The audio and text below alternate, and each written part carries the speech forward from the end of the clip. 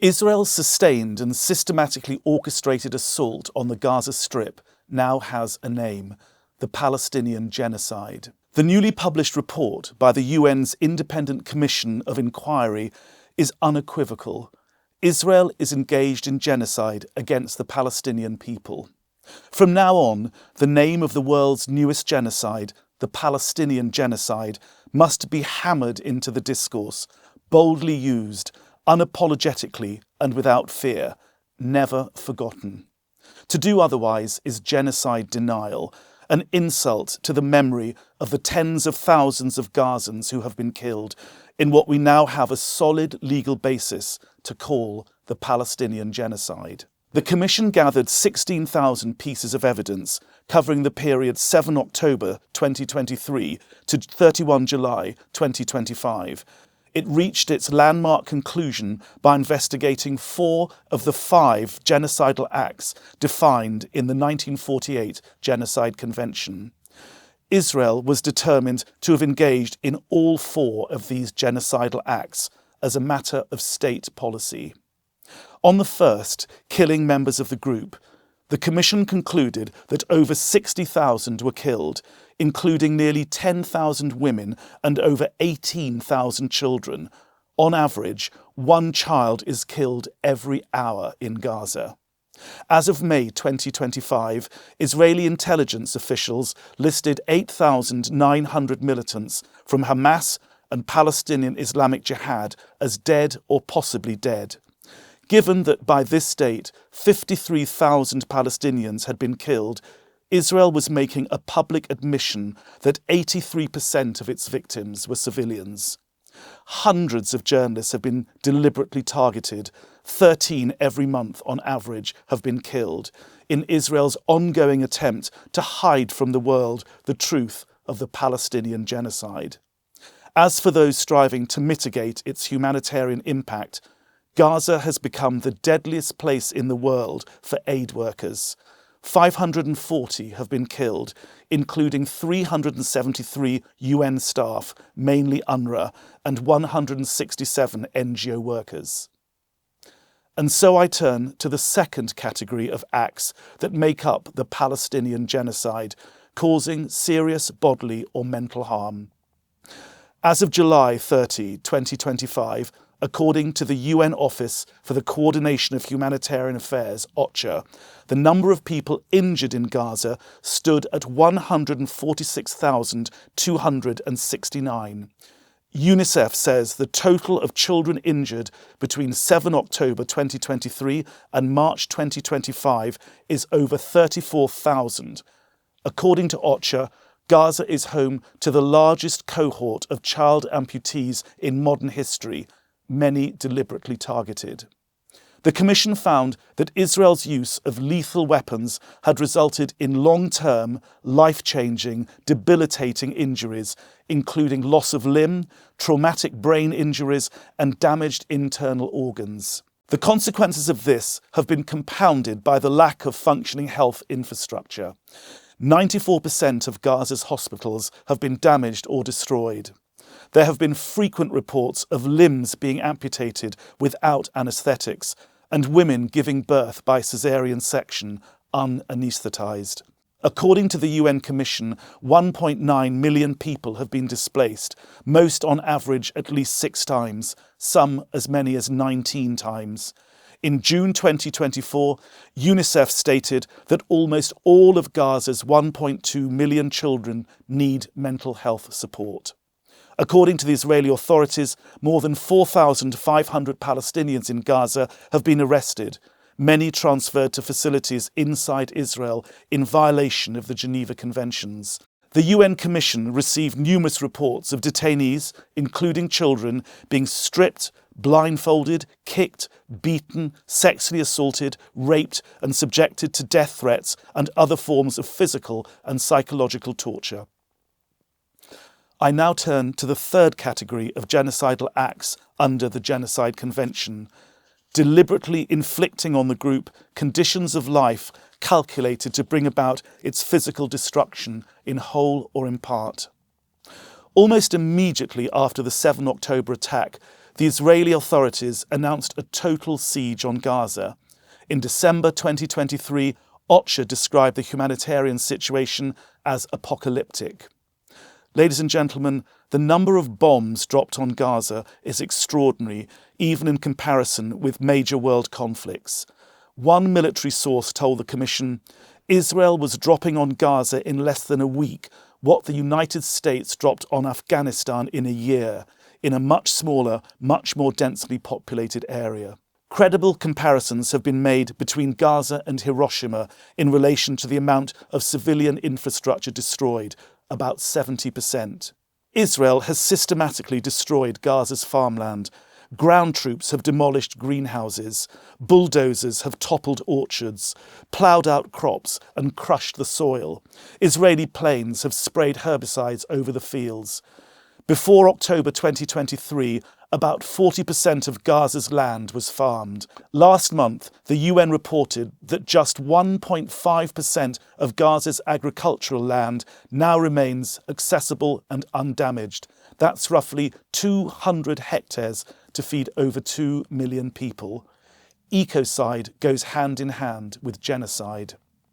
Perhaps the most shocking act in this third category of genocidal crime is deliberate starvation, as it involves such wide-scale complicity by the Israeli bureaucracy.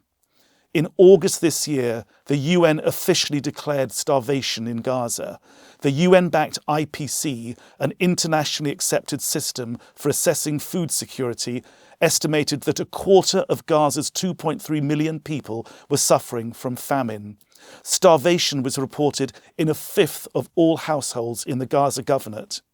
According to the IPC, 1 in 3 children there were acutely malnourished to the point where at least 2 children in every 10,000 were dying every single day. Since the last IPC analysis, the number of children expected to be at risk of death from malnutrition by the end of June 2026 has tripled from 14,100 to 43,400. Think of it.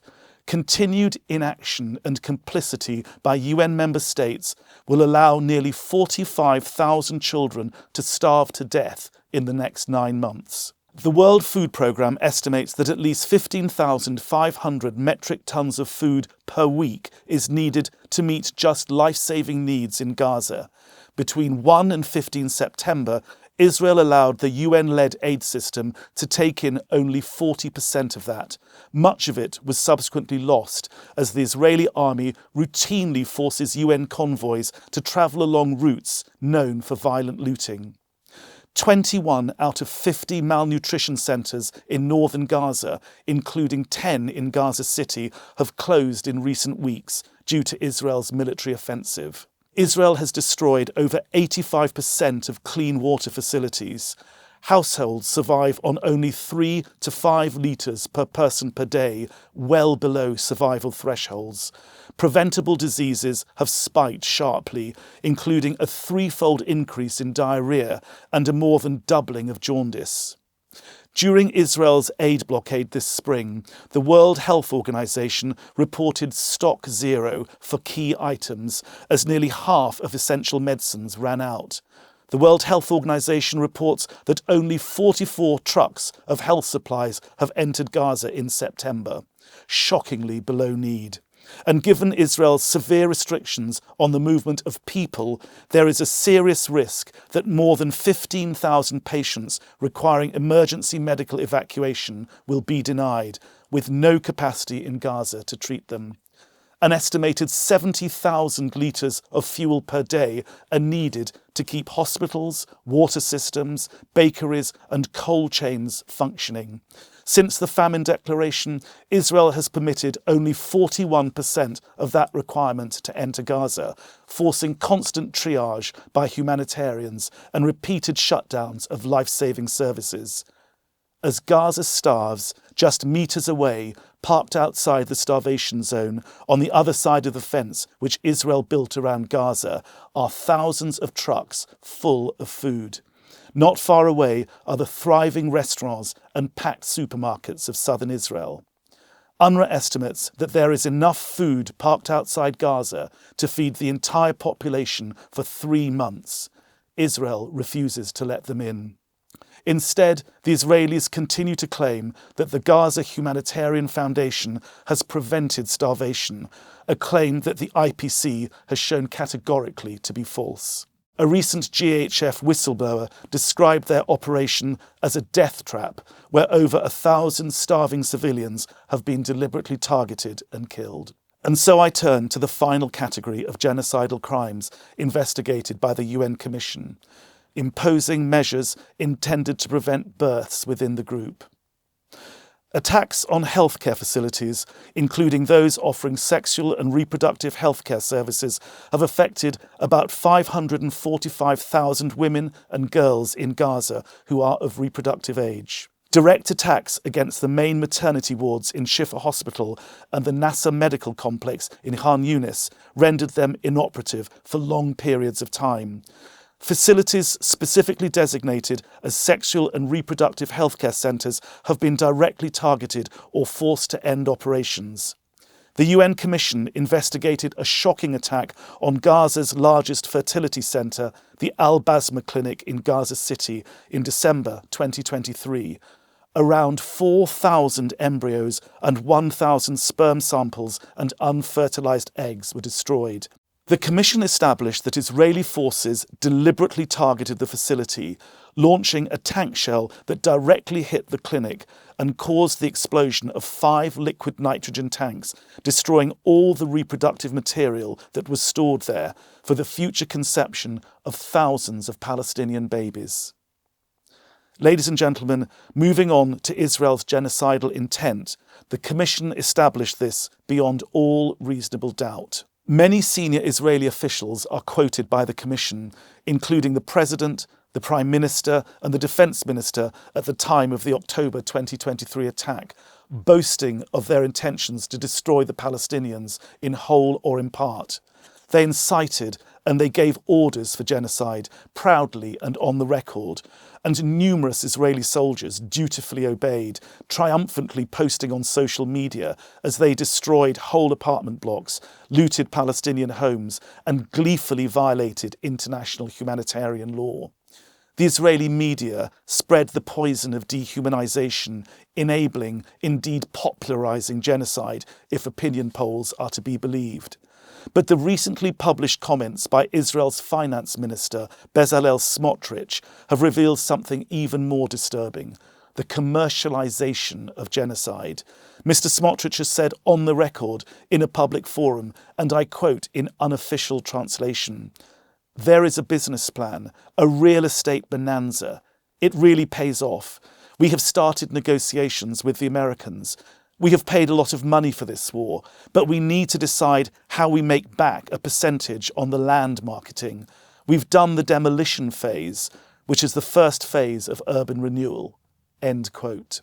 As Israel's vision of a settler-based Riviera in Gaza comes into focus, we are seeing the commercialization not just of genocide, but of war crimes, crimes against humanity, apartheid, aggression and ethnic cleansing. And with Israel's publicly stated intention of massively expanding illegal Jewish settlements and taking complete control of the West Bank, including East Jerusalem, we may be seeing the commercialization of illegal annexation. Ladies and gentlemen, the conclusion that Israel is committing genocide reinforces pre-existing third state obligations to end the Palestinian genocide and punish its perpetrators. As the UN Commission concluded, the prohibition on genocide is a peremptory norm of international law, a legal obligation that is accepted and recognised by the international community of states, from which no derogation is permitted.